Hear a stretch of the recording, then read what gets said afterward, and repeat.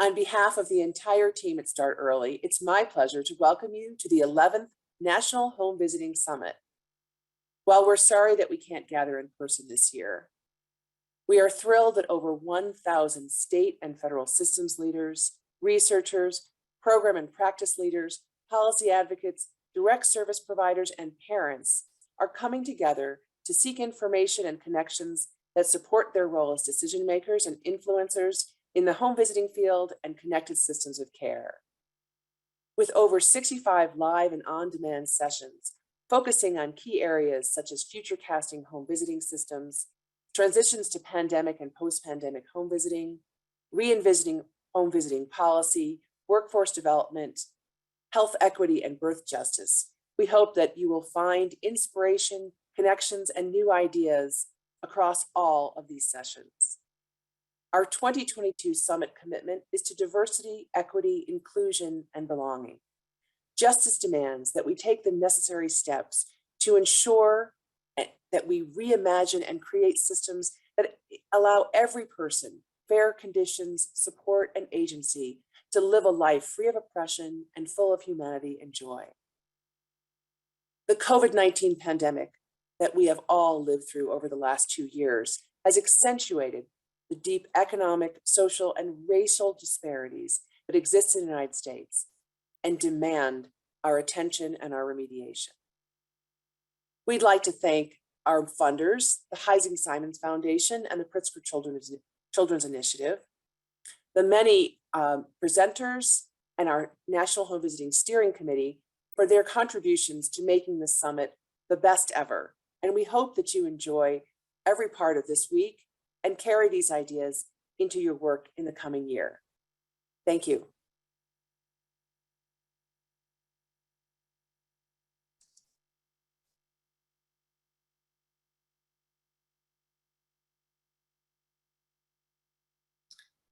So good morning, everyone, and hello.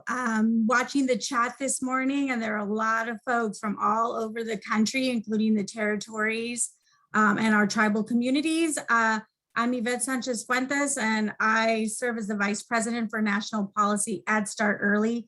It is my honor, and I'm humbled to be here with all of you today. And it just brings me so much joy to see so many folks on the chat. Just a quick piece before we keep moving on is that if you would like translation, you can click on the bottom of your screen as you're looking at your screen on the right-hand side. Click on the icon that says interpretation, and that will take you to the correct channel. So with that, welcome everyone to the 2022 National Home Visiting Summit. On behalf of everyone at Start Early, I just want to thank you all for being with us and for sharing your time and your talent with us today and over the next couple of days. We've got some exciting and inspirational, as you heard from Diana, packed couple of days, many sessions that you can choose from. But I want to share a couple of things before we kick everything off so that we are all heading towards the same direction. If we could move to the next slide, please. So if you've already heard over 1,000 attendees and 150 speakers, and so to that end, I really want to encourage every single attendee to please visit the summit webpage and please update your profiles. If you can include a headshot. We really want this to become a vibrant, interactive online community. And even though we can't all be together, we can still find lots of ways to connect. Also want to remind everybody that you can chat directly with other attendees by visiting attendee profiles. So that's why it's really important for you to update that and using the send message option. And in addition to that, again, because we have such a range of individuals from all over the country, all the territories and 6 countries, want to be sure that you all have the opportunity to connect with each other. And if we could move to the next slide, please. So with that, you'll see that there is a range of years and experience of folks who are going to be participating in the summit over the next 3 days. So please be sure that you also take advantage of instant networking. And what these ideally are 5-minute meetings. They're going to have it at designated times, and attendees, you all, can choose to participate and be matched in pairs at random. And you have 5 minutes to connect during a video meeting before moving on to your next match. So it's almost like a quick speed dating piece. If a pair of attendees, if you find somebody and you're really engaged in a conversation and you want to continue that conversation, you both can agree to do that and the conversation will continue. So we definitely don't want to cut off any connections that are happening. So please try to do that as much as you can. We'll be doing those obviously today, Tuesday, from 11:45 to 12:45 Central, and then later this afternoon from 4:15 to 5 p.m. And then tomorrow you also have 2 opportunities from 9 to 9:45 a.m. Central, and then from 11:45 to 12:30 p.m. Central. And then on our final day together on Thursday, March 24th from 2 to 2:45 p.m. Central. So really would encourage all of you to please take advantage of all of these opportunities to create this online community, because we know that you can take all of this back with you when this is over. And if we'll move to the next slide, please. So as you can see from here, we've got home visitors, we've got researchers, we've got advocates. From Diana's video, you heard that there are more than 1,000 folks here who serve in a variety of roles all across this amazing country. And so we want to make sure, again, that you stay connected. In addition to that, you'll have the opportunity to connect via discussions during conference hours. Again, you can participate in either a video meeting on specific topics with up to 6 people at a time, or you can chat, have a chat conversation with as many other attendees as want to join. So please be sure that you check out the website, update your profile, and start to make some connections. Next slide, please. In addition to that, we also want you to join us on Twitter with the hashtag HV Summit. So be sure to do that, and please talk about all of the amazing experiences that you're having. Please share information about some of the sessions that you are participating in, and even share, any aha moments that you may have as you're listening in on sessions and connecting with other individuals. It's really important that we all continue to stay connected with us. One thing that I do want to note before we move on is that we will be having a summit game. And so we know that folks are super excited about these things. So one thing that you can all do, obviously, to start off with is go onto the website and update your profile. Make sure that you're checking out direct messaging, instant networking opportunities, and discussions. And as you do all of this, you will earn points by engaging in all of these different opportunities to create an online community. If you have any questions, once you visit the website, just visit the FAQ page and you should be able to find whatever you need. Prizes for the top 3 participants, so for those folks who earn the most points, are a bookshop.org gift card. So for those who don't know, Bookshop is an online bookstore with a mission to financially support local and independent bookstores. So for all of you out there who really love to read or who want to use this in your programs or for your families, please make sure that you start to engage in the game. And one other prize is a 1-year membership gift card to Headspace. So Headspace is a mindfulness and mediation app. It is backed through science and includes mindfulness tools. Headspace helps create habits to support mental health and happiness. And as you heard Diana say in the opening video, our mission at Start Early is really to make sure that we are working on behalf of children, families, and providers to make sure that you are getting the services that you need in the way that you need them. And obviously that you be inspired and that you have joy throughout that. So please visit the conference website if you have any questions at all. You could also use the chat and we will be able to help you through that as well. A couple of housekeeping things that I just want to remind folks about. So I've already mentioned our online community, and you'll see here on the on the slide, opportunities for you to engage. A couple of things that we all just want to keep in mind is our community agreement. And many of you agreed to this when you signed up to register, to have respect for others, to speak your truth, and to have confidence and trust. And we know that that takes time, but we are here together for 3 days. And again, really want to encourage you to make those connections. Want to remind everyone that we're on Zoom, and all sessions will be held via Zoom and will be recorded. There are no registration requirements or limits for the live sessions. So as you're visiting the conference website and deciding what sessions you'd like to participate in, we're making it as simple as possible. So for live sessions, there will be no registration. Please feel free to hop on and join. All live sessions will be recorded, as I mentioned, and will be made available within 24 hours. And as always, because we want to make this time work for you, we would really appreciate it at the end of every session that you attend, if you would please complete the survey at the end, because we want to know what works, we want to know what didn't work, and we want to know what you would like to see differently as we take into account what we do next year and in the future. And again, just a reminder that you can visit the conference website, check out the FAQ section. Hopefully a lot of your questions will be answered there, but if not, there is also a link there of how you can connect with us so that we can make sure to provide you more support. One other piece that I do want to mention really quickly is the communities of practice.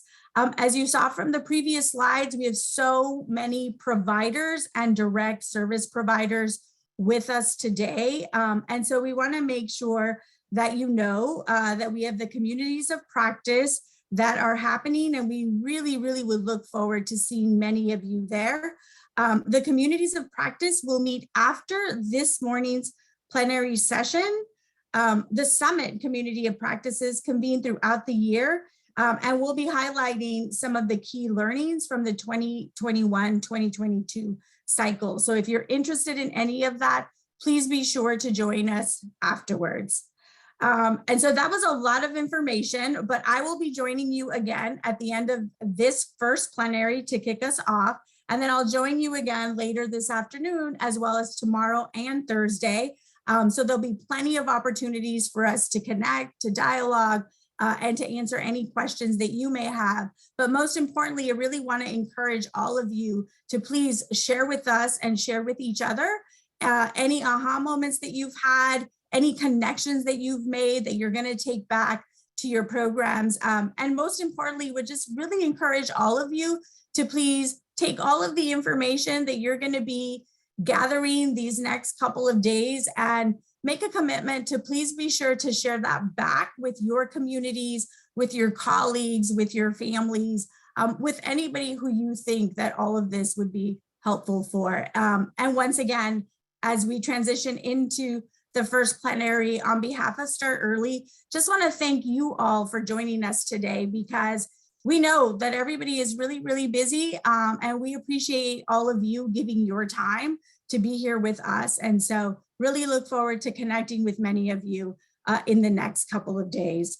So with that, I'm going to go ahead and transition us into our kickoff plenary session for our 2022 Home Visiting Summit. Our first plenary session this morning is called Making Research More Meaningful Through Community Engagement, Challenges, and Opportunities. This plenary will focus on opportunities and challenges of engaging programs, families, and communities in the conduct of home visiting research, moving their role from participants to partners in the process. The plenary will highlight 2 different research teams who have approached home visiting work with this collaborative focus. And with that, I'd like to introduce Dr. John Korfmacher, who will be the moderator of the panel.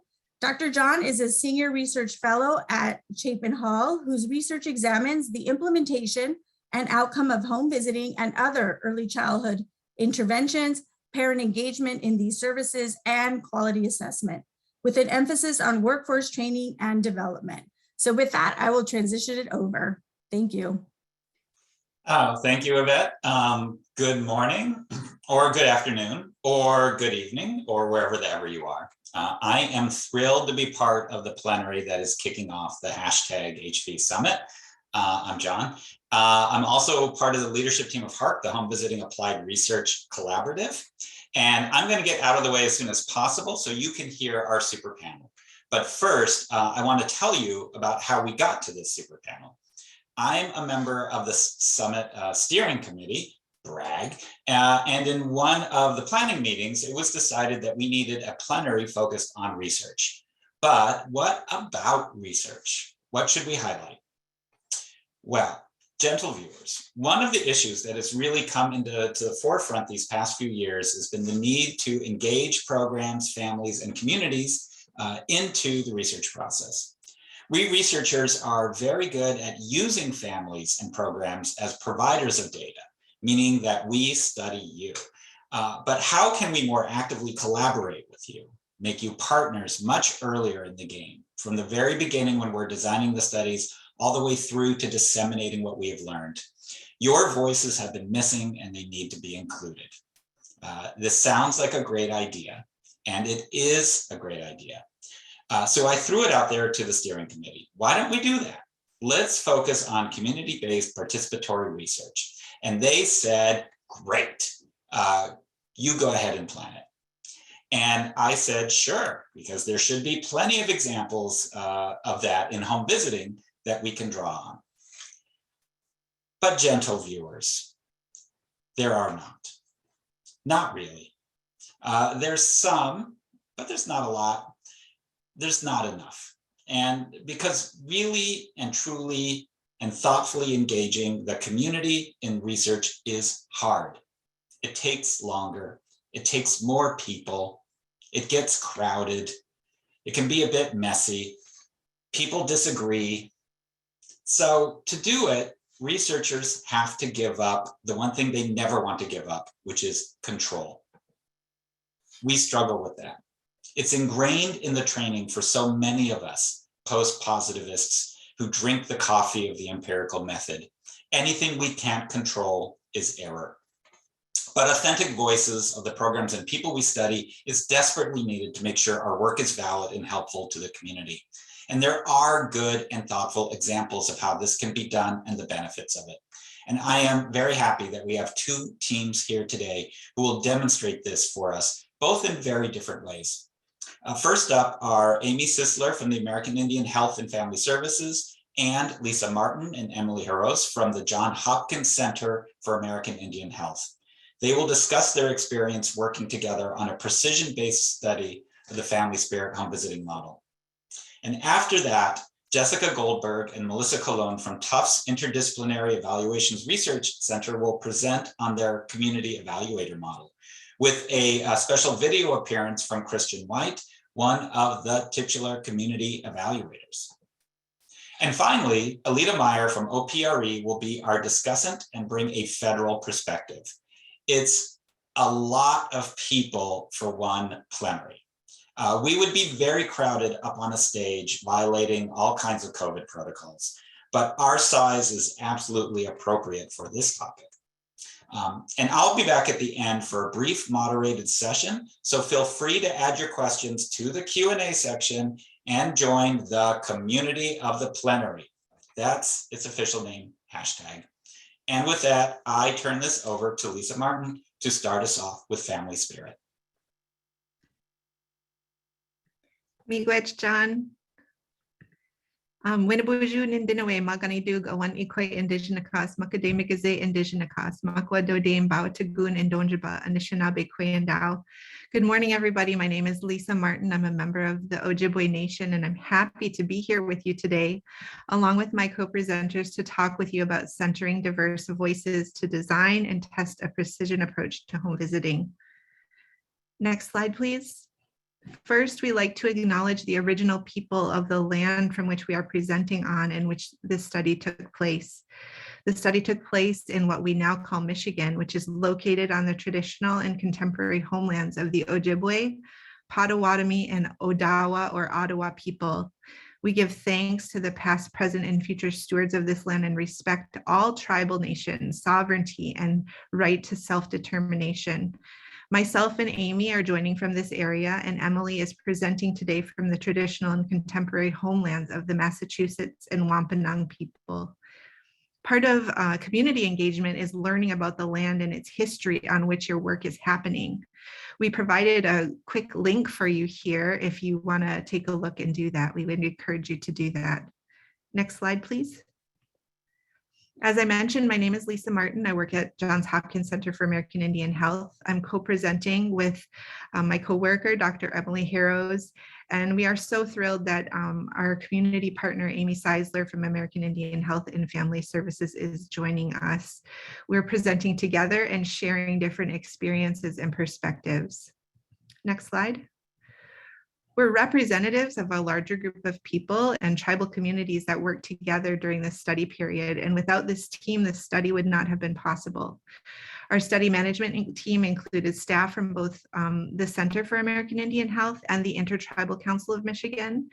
The project also engaged 4 tribal communities or organizations in Michigan who are key partners in the project.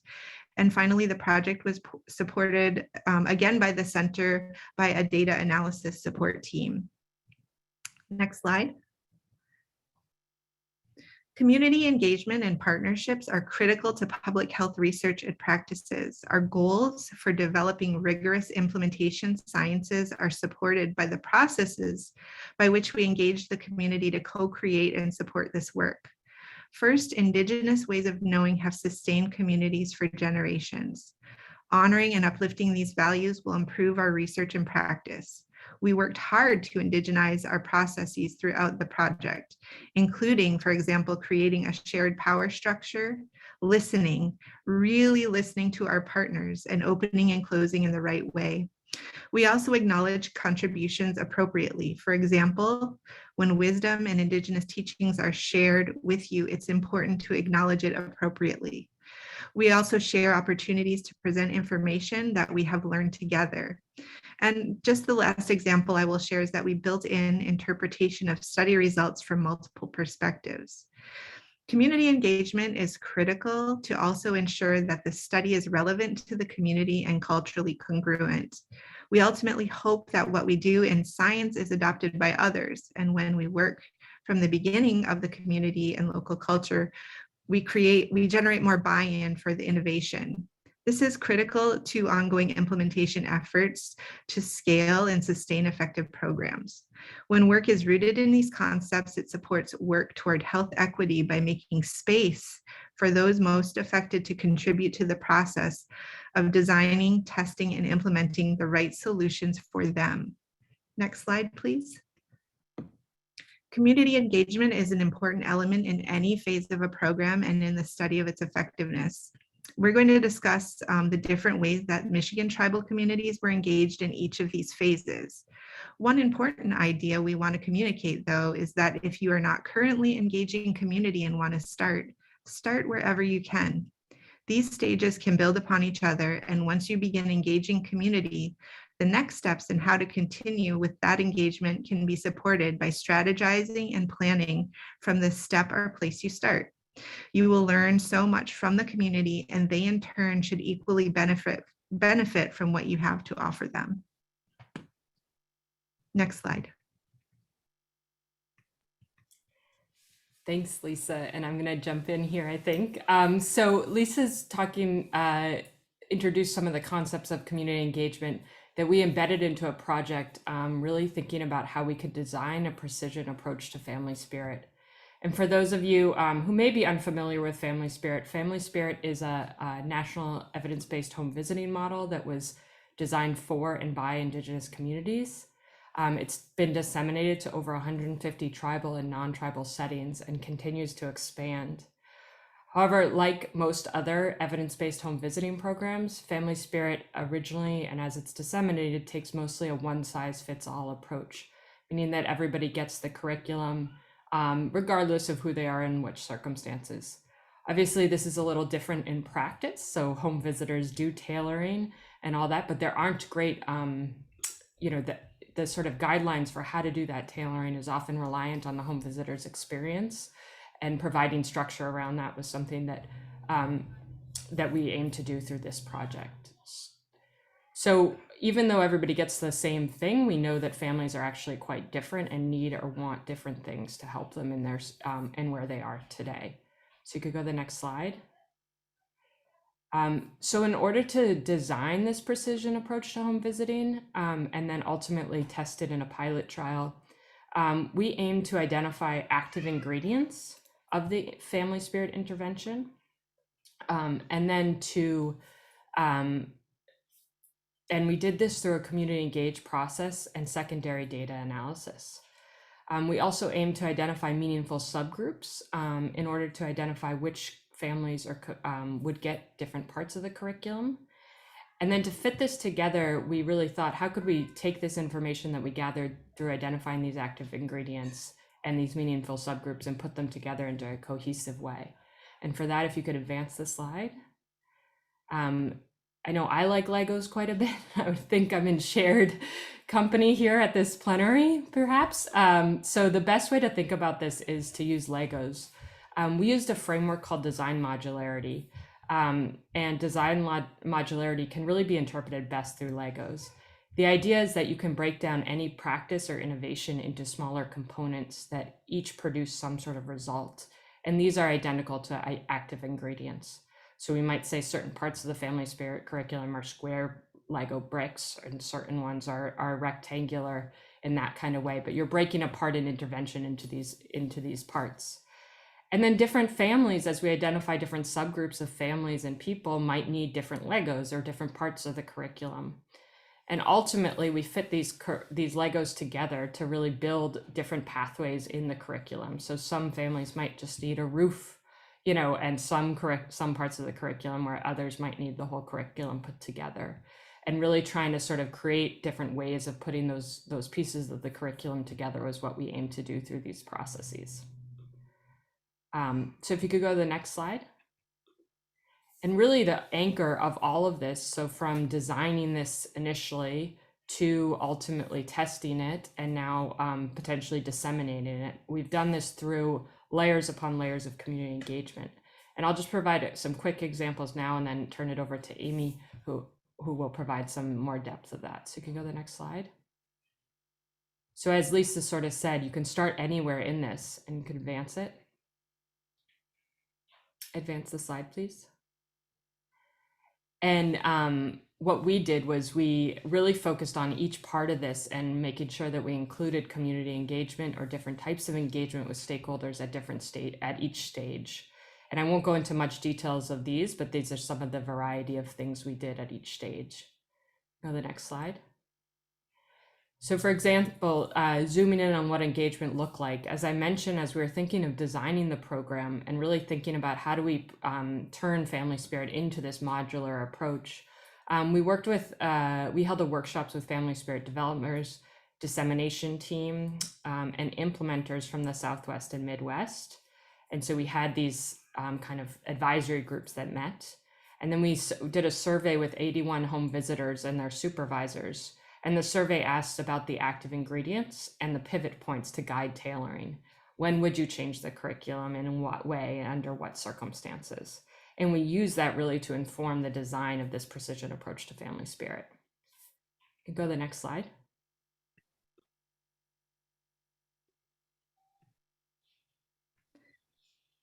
Thanks, Emily. I'm just going to really quickly provide a couple of examples of how community engagement was built into phases of the study. A lot of time was spent by the initial study team to conceptualize the study process, and this included traveling directly to a meeting with several home visitors in their community to get input and feedback on the process and ideas to support the research project. In addition, the community provided critical input around things like the randomization process and then the processes for obtaining tribal and IRB approval, which was really critical. The leadership was centered with the study team and community partners, which is really important. Around study implementation, in that phase of the work, the processes used in the design of the study supported study implementation because the partnerships that were developed were able to we were able to leverage routinely collected data. There was also some flexibility in the implementation protocols, and this allowed us to know when changes to the protocols were needed. Next slide. Community partners need to see and understand the tangible ways that the research they are contributing to will benefit them. Often research leads to additional questions and additional research projects. At the community level, you're watching real life situations unfold in front of you. Especially with families and young children, it's important that community partners can see how the project and the data impact the work they're doing directly with families. It's also important to acknowledge the work community partners are engaging in to their leadership and decision makers so that as many people as possible within the community understand what you're doing. With this in mind, as much effort went into presenting to places like a tribal health board as it did to prepare for large conferences. Next slide. Thanks, Lisa. So when this study started, I had been a home visitor in our Detroit-based program for 4 years, and this was my first opportunity to be part of a research study. And I found it really exciting that our work was potentially going to make an impact on the field as a whole. And early childhood work is often seen by the outside world as just playing with kids.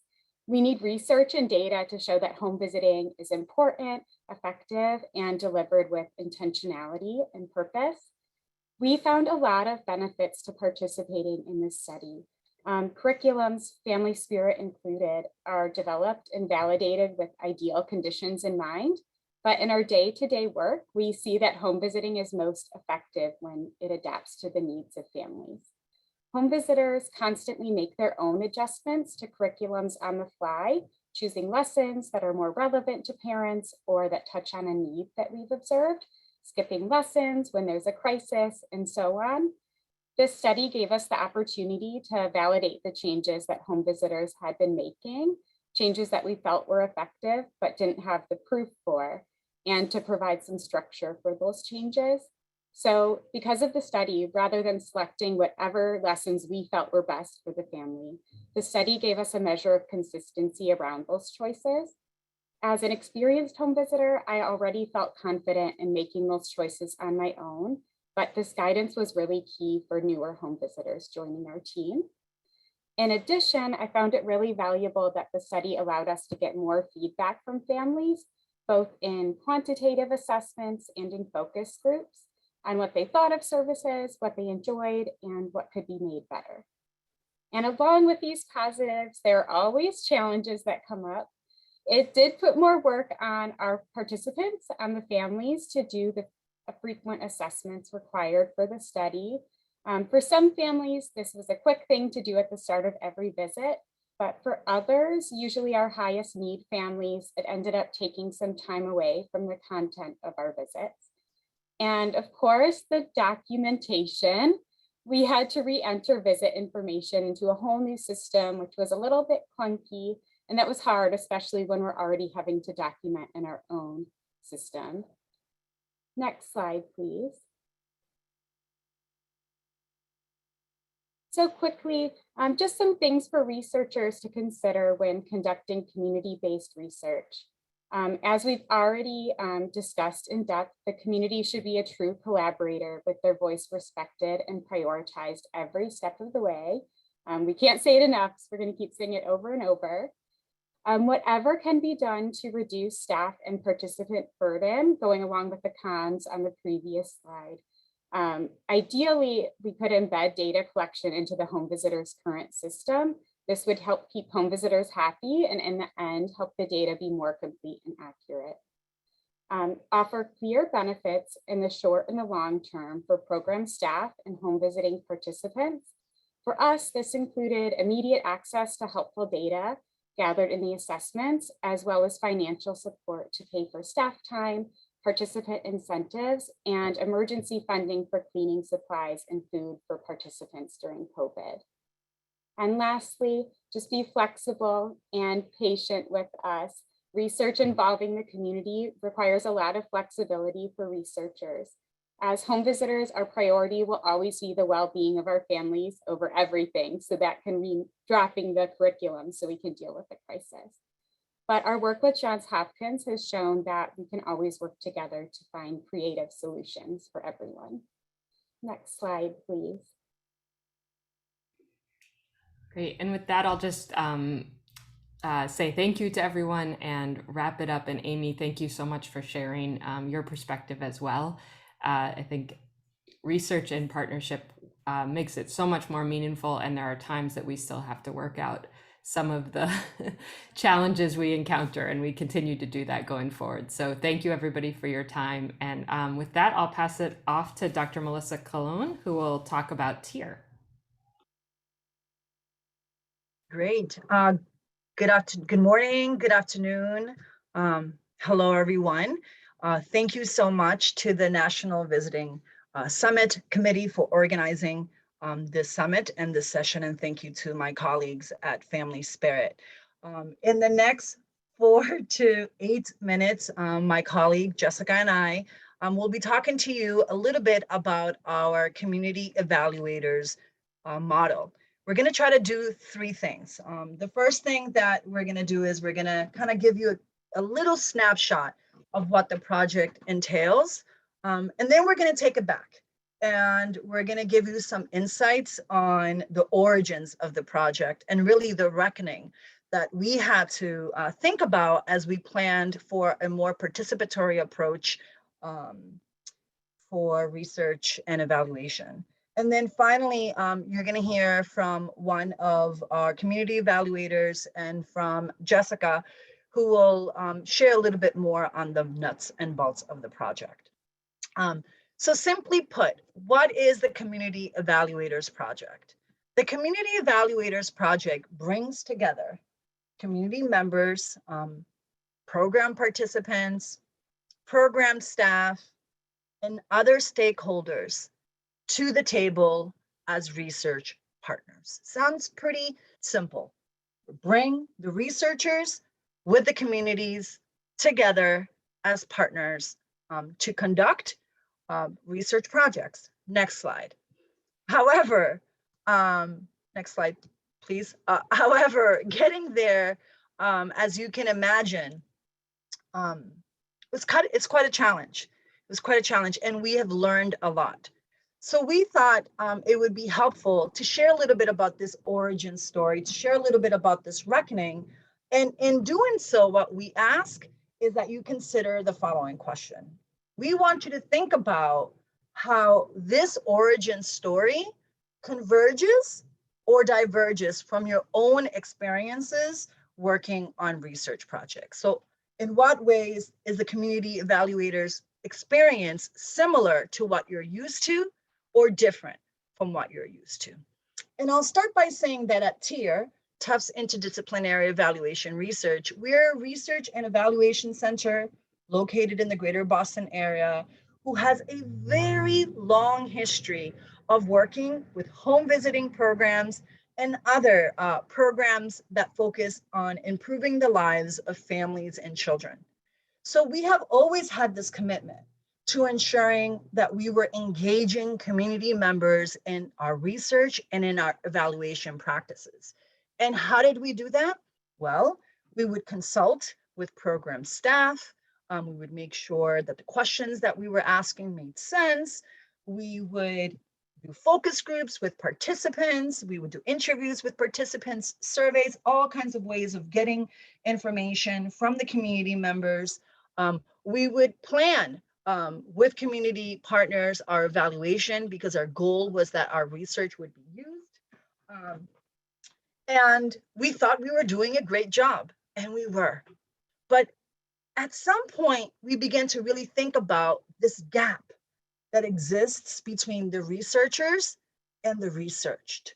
And it's pretty obvious. It was this internal reckoning that when you look at who are the researchers, who gets to be trained, who gets to produce knowledge, who gets to do the thinking, the academic work of research, and who are the program participants, who are the program staff, there were large gaps. And we wanted to address those gaps. Next slide, please. And the way that we wanted to address those gaps was by transitioning from engaging community members in the research process to becoming more of a participatory research lab in which community members were at the table as research partners. So what we do is that we train community members to conduct research with us as partners from the beginning through the entire research process, from research design to data collection and analysis, and later on into the mentorship. And in doing that, what we've learned is that not only has our research, we believe, has become better, but it's also addressed this gap between the research and the research in a small way. We use granitos de arenas in a very small way. We're addressing this gap between the research and the research by improving research literacies on the ground at the community level. So community members, program providers, home visitors, they understand better the process of research. And at the research side, we, the researchers, are also improving the ways in which we work with our communities. Next slide. Jess, I'll pass it to you. All right, thanks, Melissa. So I like that we have lots of circular models here because, of course, all of these processes are so iterative. I'm going to talk a little bit about the nuts and bolts of how we did this project. We took advantage of the opportunity to do this during the when we were doing the McVeed 2020 needs assessment and the Title V needs assessment. We were contracted to do both for the Department of Public Health here in Massachusetts. And we used this community evaluator model Melissa described to conduct focus groups with some of the populations that the two grants prioritize for service. How did we do this? We put out a call across the state for folks who had lived experiences, were passionate about their communities, and were interested in learning about evaluation. That was it for requirements. We had more than 140 applicants, and of those, we selected 12 to work with TIER. Like Melissa said, we did a full day, 2-day in-person training with lots of modules focusing on research, evaluation, CBPR, talked about the grants, focus group methodology. They received one-on-one coaching from a TIER member, and they helped conduct summarize findings from focus groups with populations that they chose to work with. Next slide, please. And there is our beautiful community evaluators. And next slide. This is Christian Wright, who is one of our community evaluators who has kind of continued to work with us on several projects. And he kindly pre-recorded this little 2-minute video for us to talk about his experience. Hello there, my name is Christian White. I wanted to just tell you a little bit about my experience with the Community Evaluators program at TIER. From the way I was recruited up and through the in-person classes at Tufts, later on things went totally online because of the pandemic. Yet each experience, or what was called a milestone, was very informative, especially for somebody like me.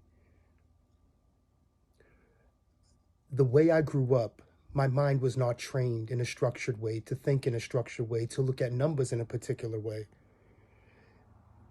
The Community Evaluators program not only showed me how to look at certain data and understand certain data and why it was important to do these things, yet we were all responsible for conducting our own focus group. My personal focus group was a group of 8 men, and we explored their experiences around healthcare visits with their children while not with the mom. And it was a great focus group. After the focus group, I learned how important it was to debrief, to add thoughts later, not during a focus group itself, to get any further thoughts that the gentleman had. I learned the structure of the focus group was extremely important. Having more than one detached mind there to note take, to bring up questions that you may not think about because of my own personal bias. And when we looked at the data and the ways that this data could be used, it was brand new for me because I never thought to look at data in any way other than sort of a cynical way.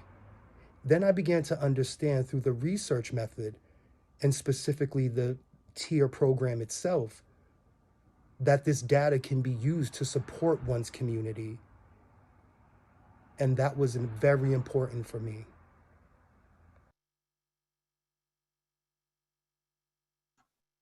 Next slide. So that was Christian. He is awesome and has, I know it's totally trite and hokey to say this, but has definitely taught us probably more than we've taught him. So we're back to this model again. I have it on the screen now to show you that you see that the steps 4 through 6 are highlighted here.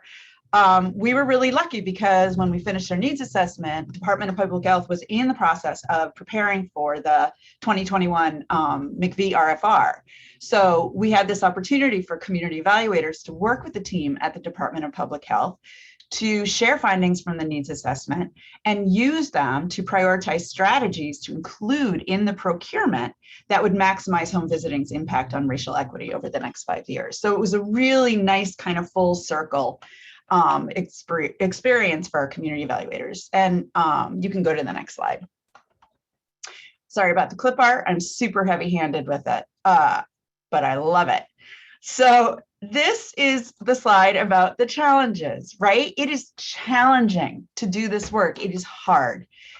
First, universities talk a great game about wanting to do community-based participatory research, but they're not really set up for it, right? IRBs can be really strict and unwieldy, doesn't lend itself to the kind of flexible and timely work CBPR demands. Things like the city training requirement, which is designed for students and researchers and not lay people from the community, can be real hurdles for folks. And things like vaccine mandates and needing folks to fill out I-9s, which require social security numbers, can preclude our ability to hire people who'd be perfect for our projects but aren't able to fulfill these requirements. CBPR takes time to do properly, like double or triple the time it takes to do research using the usual methods, but funding periods, grant deliverables, all that stuff, it really needs to be recalibrated to make this kind of work feasible.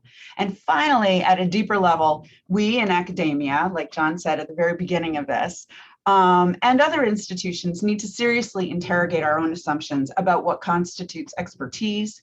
And we have to be honest with ourselves before we take on CBPR projects about how much power over knowledge production we're willing to cede. You have to ask yourself, am I genuinely willing to completely rethink this program, project, intervention, et cetera, based on this feedback from the community?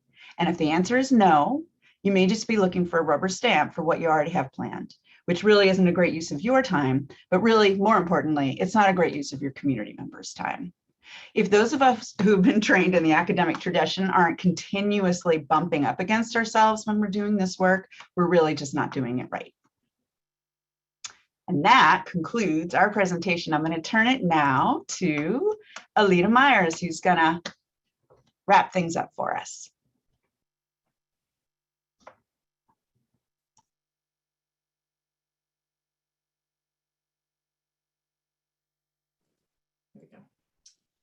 Thank you, Jessica. I am so honored to be part of this panel. It's wonderful to see community engaged research receiving a spotlight at this year's Starting Early conference. And I'm just waiting to see my slides. Okay. Nothing up there. There we go. Okay. So if you go to the second slide, please. So as jazzed as I might be about research, I think that sometimes it can just feel like it's something that's very distant and something that sits on a shelf. Christian just used the word, he often feels cynical about data. But what we heard just now, those lessons that we just heard won't be sitting on a shelf. I could see all the excited chats. It's bringing people's minds to life. It's bringing ideas to life. And so, these community engaged approaches that they shared, next slide, really shed new light. So for example, Lisa, Emily, and Amy were talking about how, thinking about home visiting on the fly, instead of thinking of that as a problem, thinking about, that's a piece of this components work. That's a piece of this modular work. And how can we learn from that and build in flexibility? And that was a community engaged process. They also talked about the importance of, not thinking that you have to wait 5 years to start engaging communities, but start to do it now wherever you are in the study, and that you will learn that process. That's some really great light. From the TIER project, Melissa talked about how as they did the work, they learned that there was an internal reckoning about who gets to create knowledge and about power. That's a really important piece of light that we need to pay attention to as researchers. And Christian talked about moving from a cynical way of looking at data to seeing it as a way to support his community. And so I think that's really fantastic contribution. So what I'd like to do, next slide please, is to build on the community engaged framing that they have provided and share how we've been thinking about active engagement at the Office of Planning, Research, and Evaluation in the Administration of Children and Families.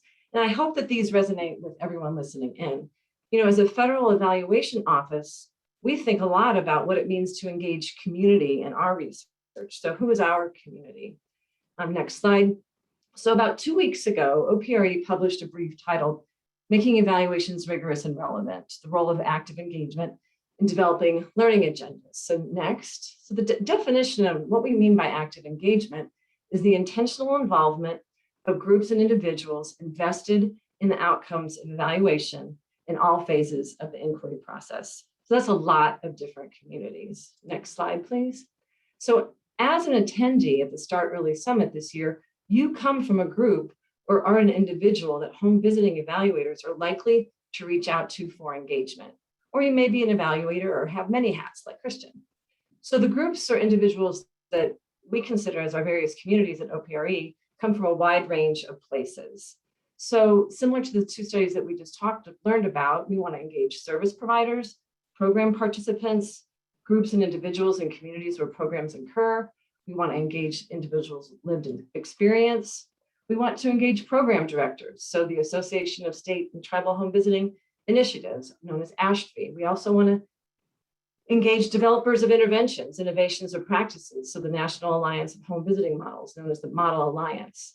We also want to engage federal, state, and local or tribal leadership through listening sessions. We want to engage those in the broader fields of study related to human services and evaluation. And we also want to engage federal grantee and other program staff. So we have a lot of ongoing conversations and collaborations happening between ACF and HRSA teams.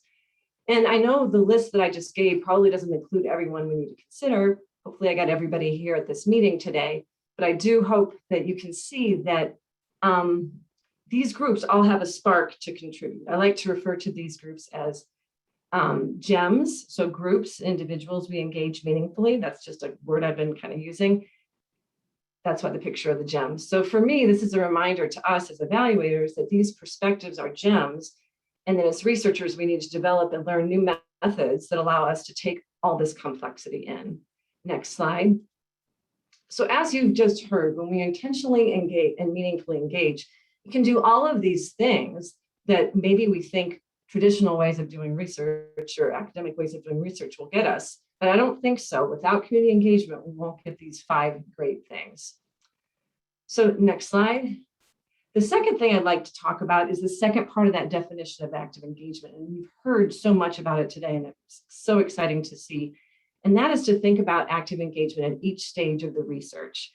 And we need to plan for that. There was a question in the chat about that we need to think about what makes sense as we're identifying the purpose of this study. What makes sense? Who does it make sense to engage with as we think about the research questions? Who does it make sense? Does it make sense for this particular study to be a study where we co-create knowledge and collaborate?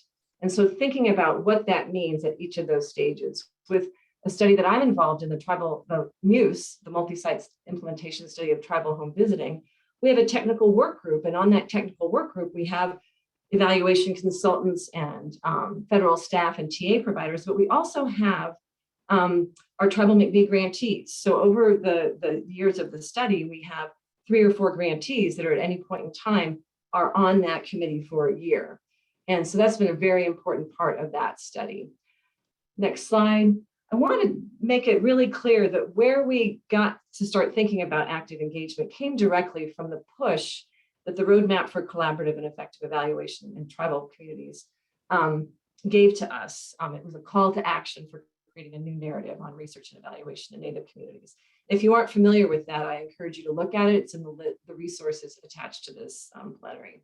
So in 2012, the Children's Bureau convened a tribal evaluation work group to develop a product that was informed by Indigenous ways of knowing that would assist in building credible, relevant, and adaptable evidence across communities. And so the work group decided to create a roadmap for building a new narrative. And so this is a picture of the roadmap. It emphasizes the value of considering a wide range of groups for engagement. So as you see those white boxes around the outside, so cultural authorities and spiritual leaders, community members, program staff. So that's where that idea really came from, the importance of relationship building. So on the blue, that blue swath on the left has a lot of very concrete ways for thinking about that. On the right, that swath on the right is about knowledge and skill building. And one of the key components of the new narrative, that backbone down the middle, is bidirectional learning. And bidirectional learning is learning that goes both ways. And that has to happen to create a new narrative. You know, just as Jessica emphasized, there is so much for evaluators to learn. It has to be bidirectional. And as John said earlier, it's really important for us to rethink the habits that we have around things like research design, measures, the way we think about measurement error. I thought that was fascinating. Like, there's a lot of light in that little error there that's important to pay attention to. So we as researchers need to build our capacity and tools for that kind of flexibility. So as you get involved with evaluation in your different roles, because I bet you will be asked to get involved in some way, and from your different places of community, make sure to speak up with your ideas and input. It's really important to share. So next slide. The next thing I wanted to, the last thing is that we really want to integrate lessons learned across projects and cumulatively build our understanding with our program partners. And so we want each individual project to have intentional active engagement like the studies just described. But we also want to think about learning across projects. So can you advance the slide for the picture?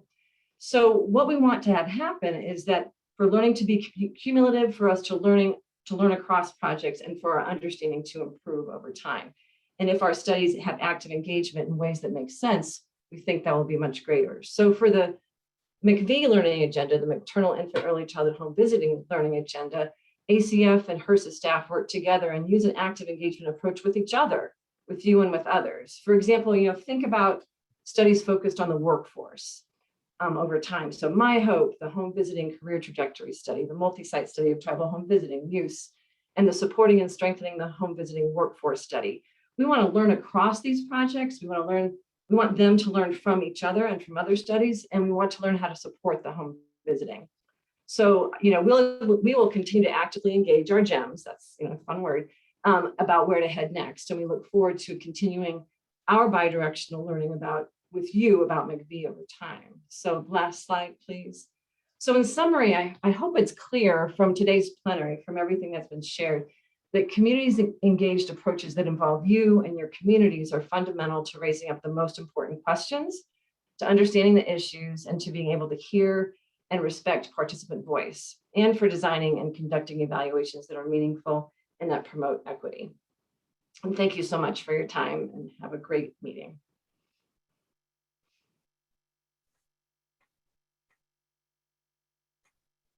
Hi, everybody. So we're technically supposed to end in 2 minutes, but Start Early has said that they will extend the session an extra 5 minutes or so to allow us to have at least a small Q&A session at the end. And so first of all, I just want to thank all the presenters. I thought this was a fantastic plenary that we did. It's a great way to kick off the summit.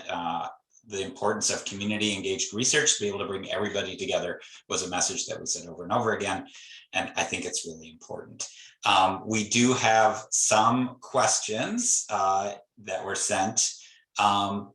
One is, Lita, you might have addressed this a little bit, but I do think this is an important question. It's that one of the attendees wrote in and said, have you found that communities always feel that they have legitimacy of voice, which I think is a really great phrase and an important one. Is this something we need to consider when planning for community engagement? So Alita, why don't you answer it first, and then if other people on the panel, if you have thoughts, please add them in. So the relationship building part of the roadmap, and the capacity, the knowledge and skill building, those things, those are fundamental to being perceived and experienced as authentic, and for community members to feel as though they are being heard. And so there is a real need to focus and emphasize those. And it's going to take a lot of planning and thinking about what community you're in. So if I'm getting to work with Melissa and Jessica and Christian, and I'm in that community where they've been doing TIER for a while, there's a particular way we would get started and off and running, for example. But if we're going to a community where really there has not been any kind of thoughtful sharing of knowledge from any kind of data collection from any grant ever, there's a lot of planning that needs to go into that. And so I think that it's really interaction by interaction. It has to be very mindful, and it's going to take time and planning.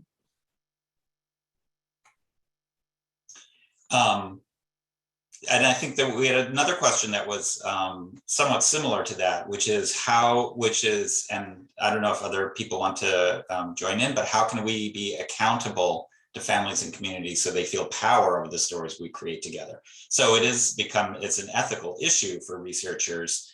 And do we ever, to what extent do we question the power that we have as researchers, and do we do it enough? If other people on the panel have thoughts, please share them.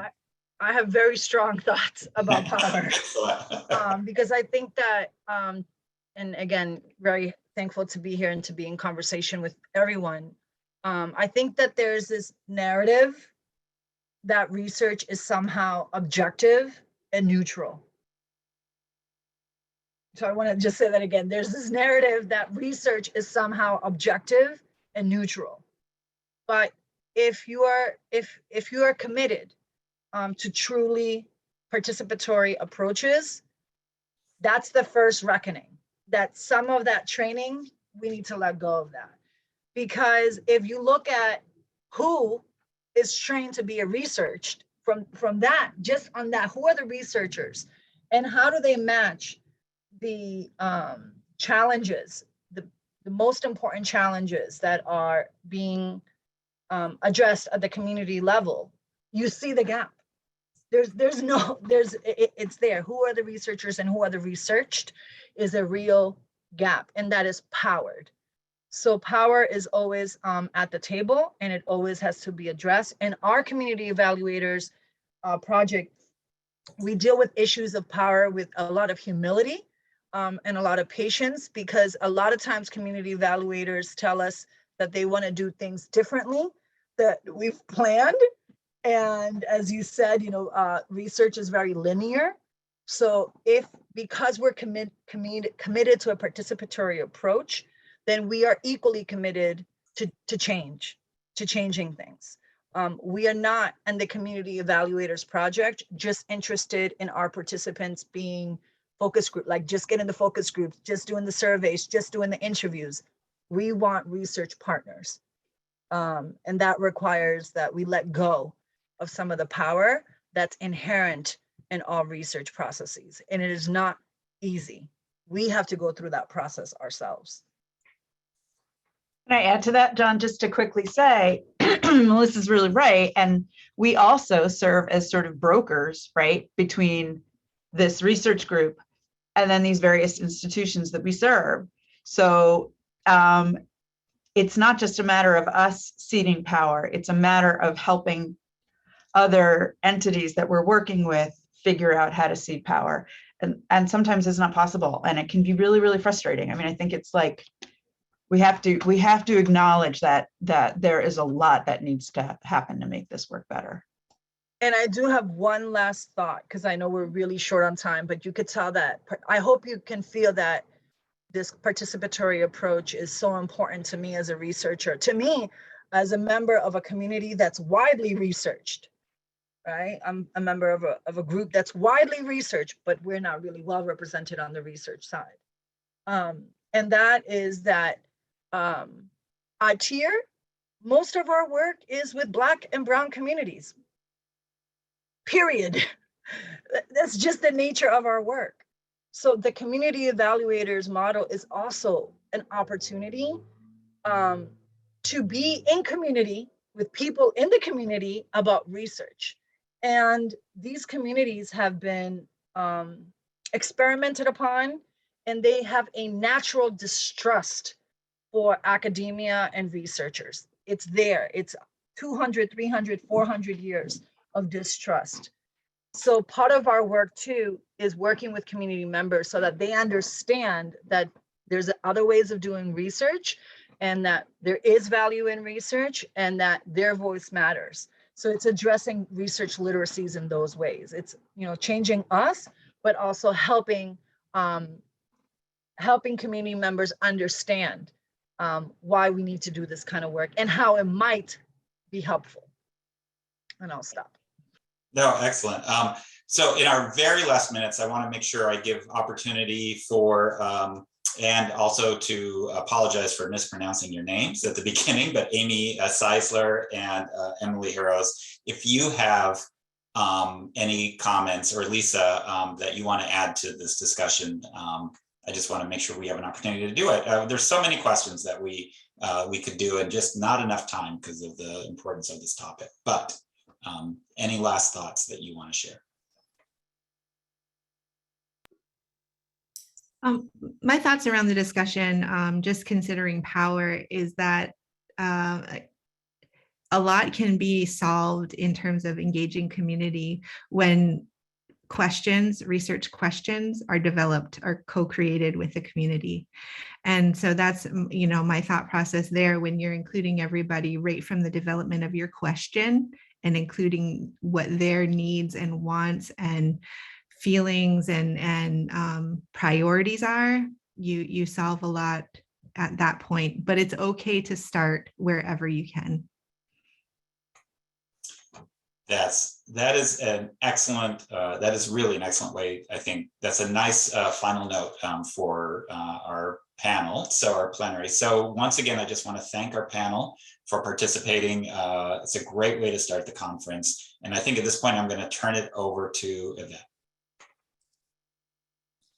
Awesome. Thank you so much. That was so powerful. Melissa, Lisa, Alita, like amazing. So many things that I took from it. So I'm going to be like tweeting after this because I really do believe that what we do is a choice, and how we use our power to empower others is critical as we move forward in our work. So thank you so much, all of you, for sharing your time and your expertise with us. I think you gave us all a lot to think about as we move forward. So thank you all.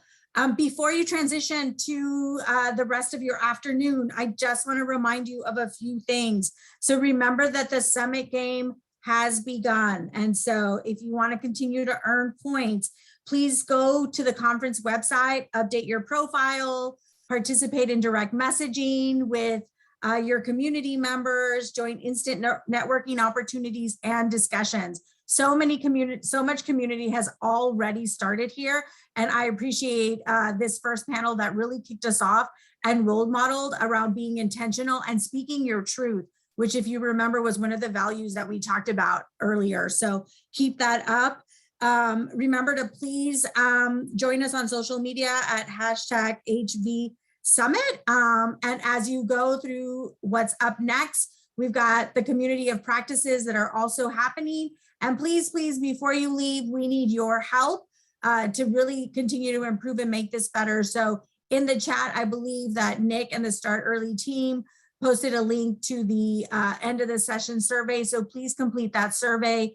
I hope that everyone has an amazing afternoon, and I will see you later today for our next plenary session. So thank you all again. Have a great afternoon y nos vemos pronto.